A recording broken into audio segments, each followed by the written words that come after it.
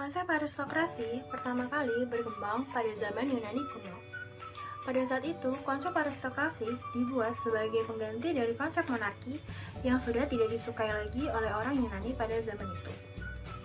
Di Roma kuno, republik terdiri dari aristokrasi serta konsul, senat, dan perkumpulan suku. Pada abad pertengahan dan awal era modern, aristokrasi terutama terdiri dari kelas bangsawan berpengaruh, mendapat keistimewaan karena keturunan, dan sering dengan kekayaan yang dimiliki. Sejak Revolusi Prancis, aristokrasi secara umum telah kontras dengan demokrasi, di mana semua warga negara harus memegang beberapa bentuk kekuasaan politik. Namun, perbedaan ini sering disederhanakan. Dalam buku berjudul Leviathan, karya Thomas Hobbes, menggambarkan aristokrasi sebagai persemakmuran di mana perwakilan dari warga adalah pengumpulan perbagian.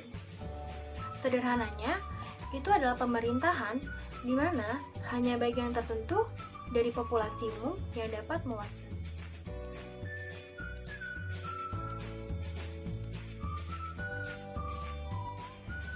Pengertian aristokrasi. Aristokrasi adalah bentuk pemerintahan yang dipegang oleh kaum cendekiawan yang dilaksanakan sesuai dengan pikiran keadilan. Secara bahasa, aristokrasi berasal dari kata bahasa Yunani, yaitu aristos dan kratos, yang berarti kekuatan atau aturan yang baik. Secara istilah, aristokrasi adalah bentuk pemerintahan di mana kekuasaan negara berada di tangan kelompok kecil yang mendapatkan keistimewaan atau kelompok yang mendapatkan kekuasaan atas negara.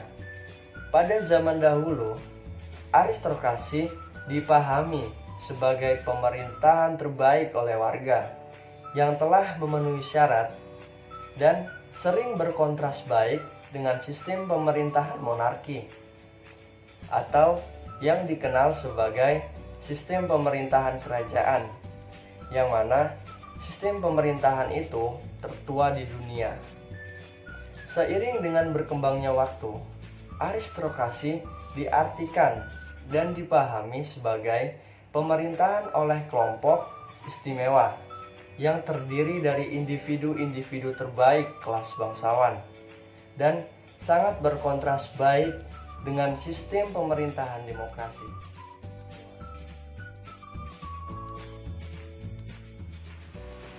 Dapat kita ketahui bahwa aristokrasi sendiri merupakan pemerintahan oleh sekelompok elit atau few dalam masyarakat, di mana mereka ini mempunyai status sosial, kekayaan, dan kekuasaan politik yang besar. Ketiga hal ini dinikmati secara turun-menurun atau diwariskan, menurun dari orang tua kepada anak. Jenis kekuasaan aristokrasi ini disebut pula sebagai jenis kekuasaan kaum bangsawan atau aristokrat. Biasanya, di mana ada kelas aristokrat yang dominan secara politik, maka di sana ada pula monarki. Namun jenis kekuasaan oleh beberapa orang ini atau aristokrasi tidak bertahan lama, oleh sebab orang-orang yang orang tuanya bukan bangsawan pun bisa duduk, mempengaruhi keputusan politik negara asalkan mereka berprestasi, kaya, berpengaruh, dan cerdik. Jadi contoh negara penganut aristokrasi adalah Inggris yang menganut jenis kekuasaan monarki dengan kaum bangsawan aristokrat sebagai pemberi pengaruh.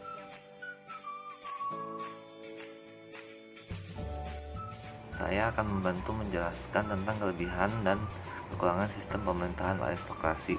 Untuk kelebihannya, pertama, dapat menciptakan kebijakan yang efektif karena dihasilkan oleh beberapa orang yang cerdik dan pandai sebagai pemegang pemerintahan.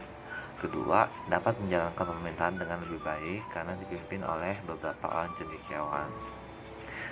Ketiga, pemerintahan tidak berpihak terhadap satu pihak.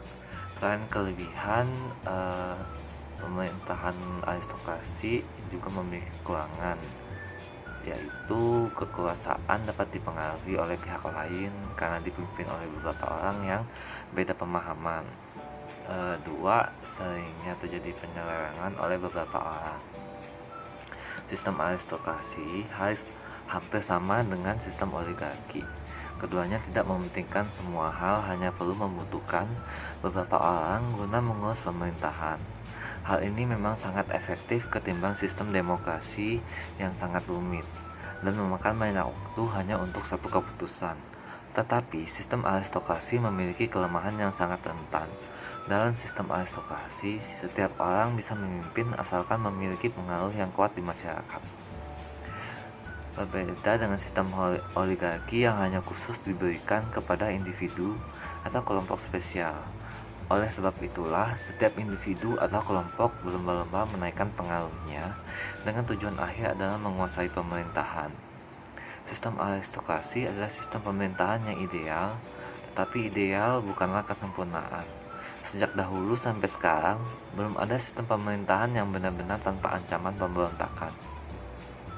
Dalam sistem demokrasi pun ada ancaman-ancaman yang menyerang dengan tameng kebebasan.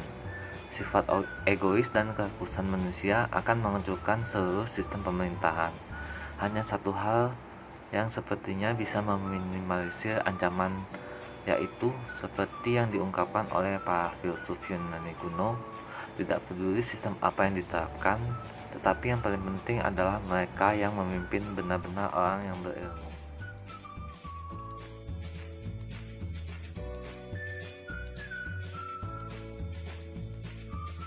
Berikut ini saya akan menyebutkan ciri-ciri dari pemerintahan aristokrasi menurut Plato.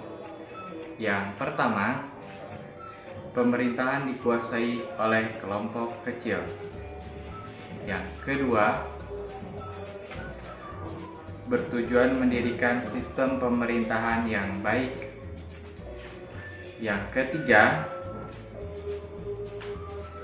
dipelopori oleh kelompok kecil yang biasanya terdiri dari bangsawan, negarawan, cendekiawan, dan orang-orang tertentu. Yang keempat, berbeda dengan bentuk pemerintahan monarki yang memiliki kekuasaan absolut. Yang kelima, merupakan bentuk kegagalan sistem demokrasi. Yang keenam, aristokrasi sangat kontras atau bertentangan dengan demokrasi. Yang ketujuh,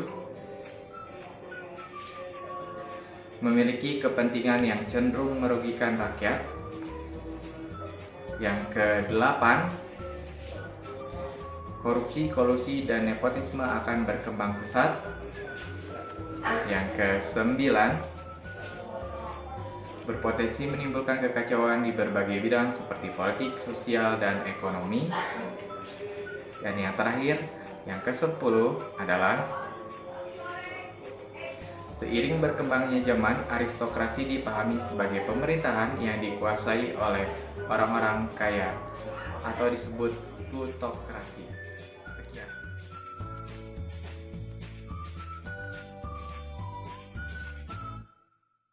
Jadi kesimpulannya adalah aristokrasi tidak dapat diterapkan di negara Indonesia dikarenakan Indonesia memiliki keanekaragaman budaya yang majemuk.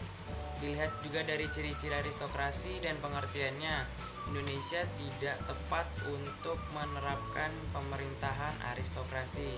Jadi Anda harus banyak-banyak mengetahui tentang aristokrasi. Sekian dari kami, kurang lebihnya mohon maaf.